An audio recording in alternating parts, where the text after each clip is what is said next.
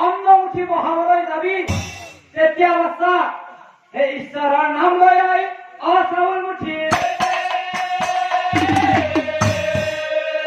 বাচ্চা এই পুৱা গধূলিতে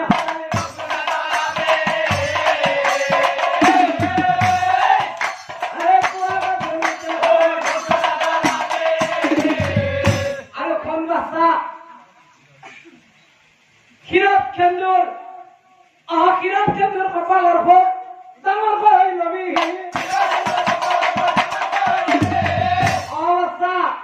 হে গামুল ধুই বস্ত্র কোন বাচ্চা হে অখাদ্য নাখাবি বাচ্চা জন্ম অবস্থা এইবোৰ বাপে